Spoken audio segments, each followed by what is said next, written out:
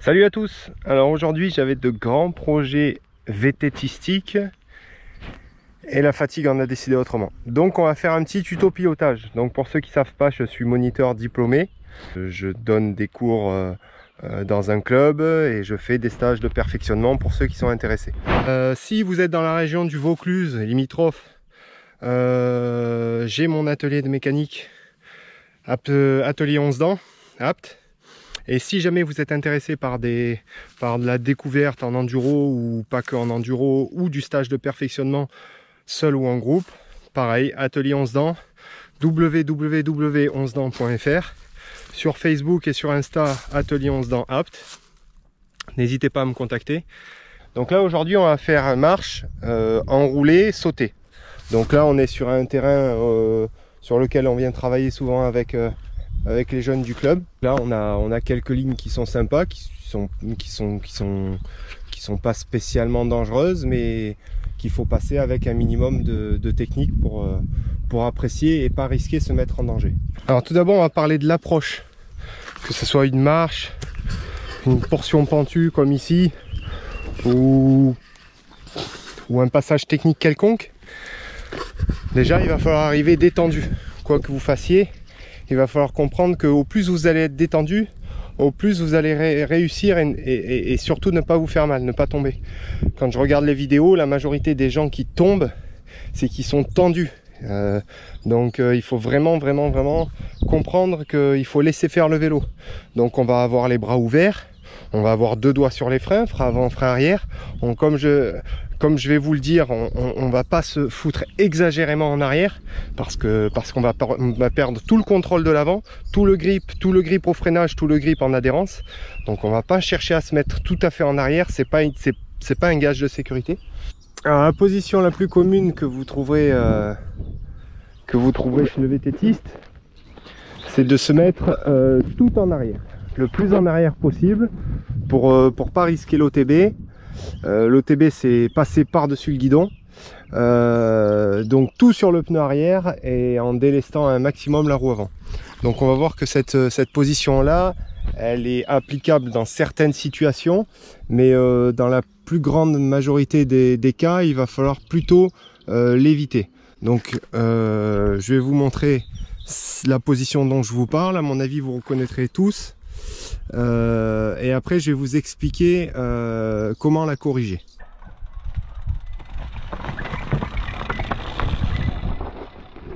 Donc ça c'est vraiment la position de base qu'on nous apprend quand on débute le VTT. Si on doit agir sur le guidon pour éviter quelque chose ou freiner, tout simplement freiner, parce que quand vous êtes en arrière comme ça, si vous devez vous servir du frein avant, oubliez, ça marchera pas. On va essayer d'être un petit peu plus centré sur le vélo et je me suis éclaté la cheville, mais d'ouvrir les bras surtout. Alors ça c'est pas facile, même moi j'ai du mal parce que je suis grand, j'ai tendance à... On va essayer d'ouvrir les bras. Et on va essayer d'être un petit peu plus centré sur le vélo, avec quand même une position quand même déplacée sur l'arrière, mais un petit peu plus centré, et surtout de venir abaisser la poitrine vers la potence. Ok, donc ça va permettre d'abaisser son centre de gravité, donc on risquera pas plus de passer en avant, et c'est surtout qu'on va avoir une position beaucoup plus agressive, on va pouvoir aller plus vite, et surtout avoir un contrôle de l'avant.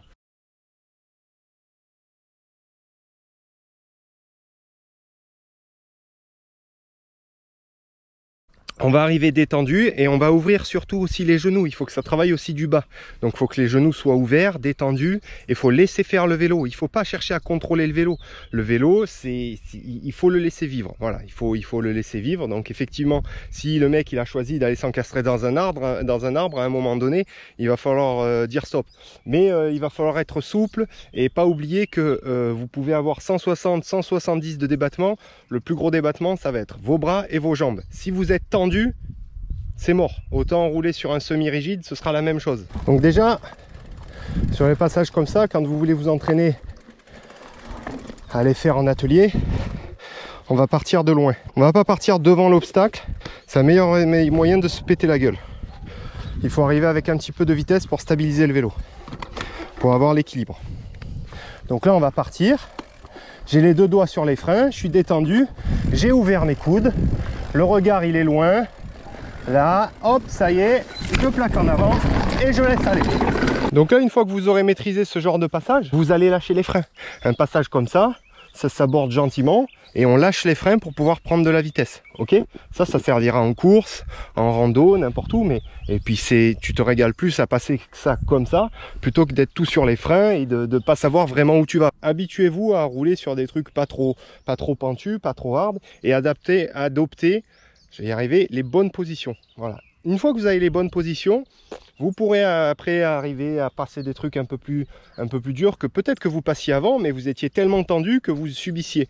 Donc voilà, c'est avant de rouler vite, il faut savoir rouler propre. Allez, on va attaquer la marche.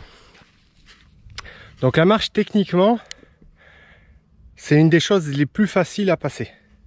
C'est ce qui fait le plus peur. Et pourtant, si tu sais passer un trottoir, techniquement, tu sais passer une marche de 2 mètres. Ce qui change après vraiment, c'est la taille des cojones, c'est tout. Donc ça, il faut déjà se le mettre dans la tête. Donc là, on a une petite marche. C'est pas grand chose. C'est pas grave, c'est juste pour décomposer le mouvement. Donc là, on va avoir 2 passages. On a un passage rapide. Donc on va arriver, on va profiter de la vitesse et de l'élan pour légèrement se décaler en arrière. Là, je parle toujours légèrement parce que là, c'est comme dans les passages techniques. Le cul sur la selle pour éviter de passer en avant, 0, nul. Parce que là, le truc qu'il y a, c'est qu'on risque soit de trop lever, de se retrouver sur le dos, soit de passer, mais de perdre complètement le grip de l'avant quand ça va commencer à accélérer derrière. Donc là, ça veut dire on va finir à droite, à gauche, on va tomber. Il n'y a pas besoin d'arriver et de faire une impulsion, de tirer. On peut le faire, hein, on peut arriver là, on peut arriver à 25 à l'heure, faire une impulsion, tirer, aller atterrir en bas. Mais là, c'est pas le but. Là, on va vraiment voir le passage safe qui vous permettra de passer toutes sortes de marches. Donc, entraînez-vous sur des petites marches comme ça. Et puis petit à petit, n'ayez pas peur d'aller plus haut. Si vous avez le geste pour la petite, vous aurez le geste pour la grande. La majeure partie du temps, ce qui est plus dangereux, c'est d'arriver trop lentement. Donc ça, c'est vraiment, il faut vraiment faire attention à ça. Sur une partie comme ça, là où on arrive, on a un point de non-retour suivant la vitesse. Bon, ben là, ça va être à peu près là. Là, si vous arrivez ici avec la vitesse, ne cherchez plus à vous arrêter, vous y êtes, tant pis, il faut y aller.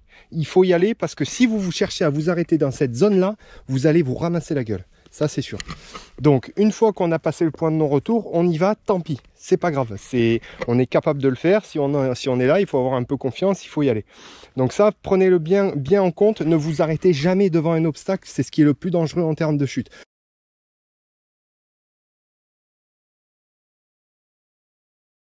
Donc là, ce qu'on va faire, c'est qu'on va arriver à l'arrêt sur la marche parce qu'on n'aura pas le choix. Et on va cabrer pour pouvoir inscrire le vélo dans la marche et pour pouvoir ratterrir ou sur roue arrière ou avant, ou roue avant, roue arrière en même temps. À savoir que sur une marche, on ratterrit soit 2 roues en même temps, soit roue arrière légèrement avant la roue avant. Mais si on passe roue avant en premier, roue arrière en second, c'est que le mouvement il est pas bon, il faut le retravailler. Ok? Donc là, on va se mettre en situation où on n'a pas le choix, on arrive sur une marche, on est bloqué, il y a une marche de 50 cm, 1 mètre, et si on tire pas, eh ben on se pète la gueule. Donc on va se mettre droit sur le vélo, debout, toujours pareil, les mains sur les freins. Et là, on va surtout, ce qui est important sur ce genre de choses, c'est d'avoir un vélo avec une transmission qui est bien réglée et en bon état de marche.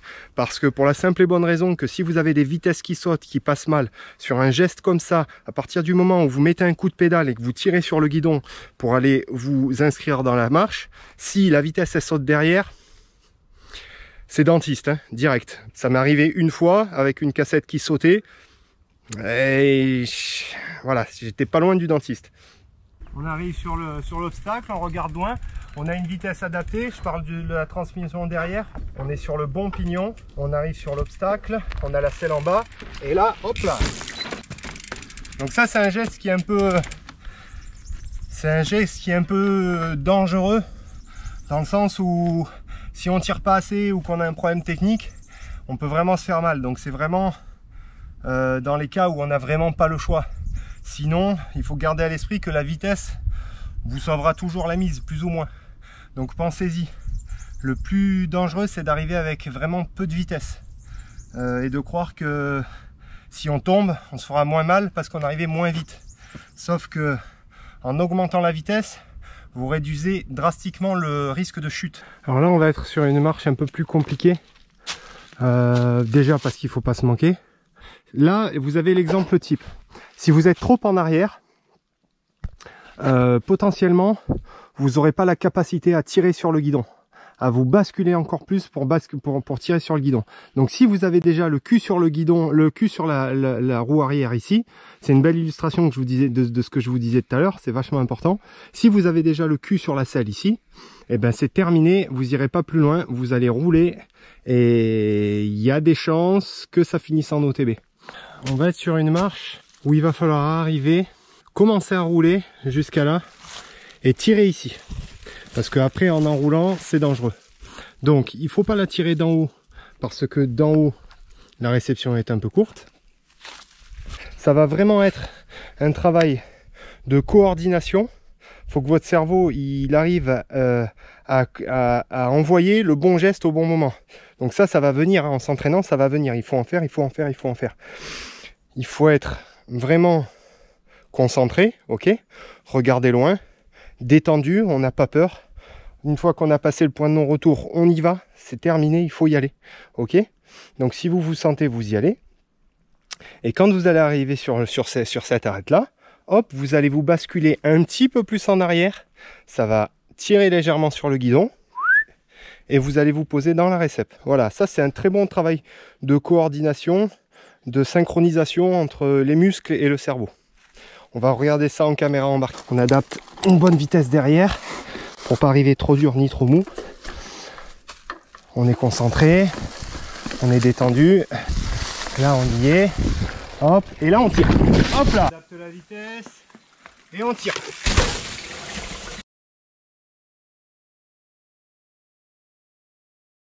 On va également parler aussi pour le cas des marches ou des drops ou des gaps, parce que le mouvement va être à peu près pareil pour tous.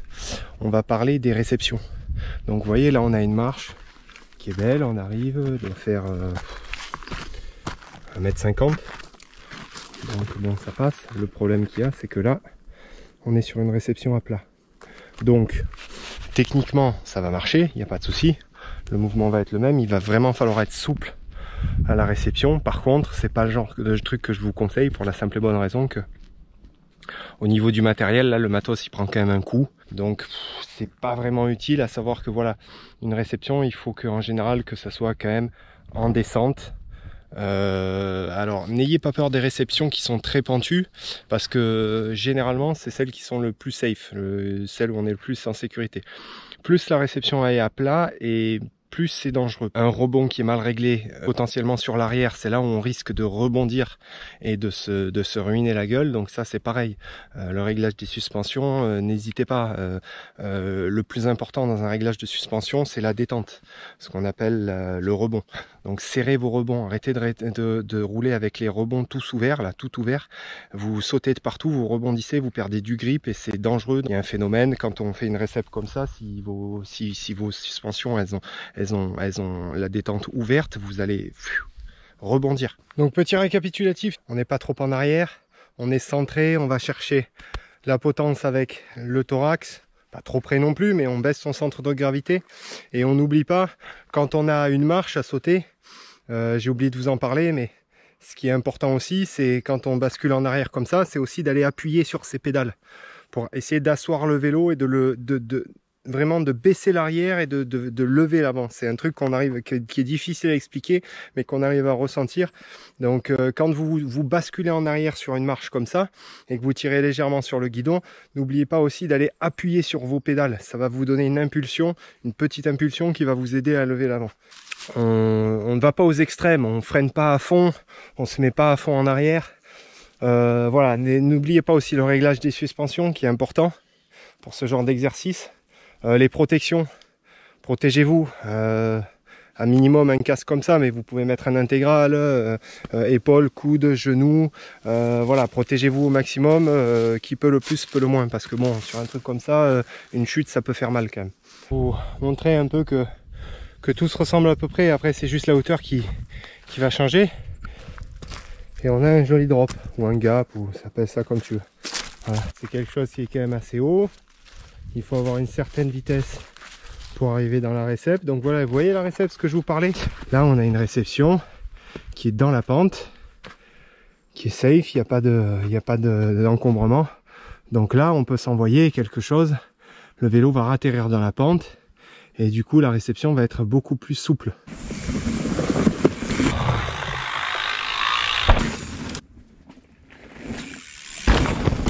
Voilà pour les fondamentaux. Si vous avez des questions, si j'ai oublié des choses, mettez-le moi en commentaire parce que c'est fortement probable. J'ai sûrement oublié des choses que peut-être que des questions que vous vous posez et que vous voulez me poser, n'hésitez pas. Abonnez-vous à la chaîne, partagez, likez, ça aide pour essayer de faire une petite chaîne sympa. Voilà, je vous ferai des tutos mécaniques, des tutos comme ça un peu pilotage. Voilà, et puis si vous avez des idées, des suggestions, n'hésitez pas. À plus!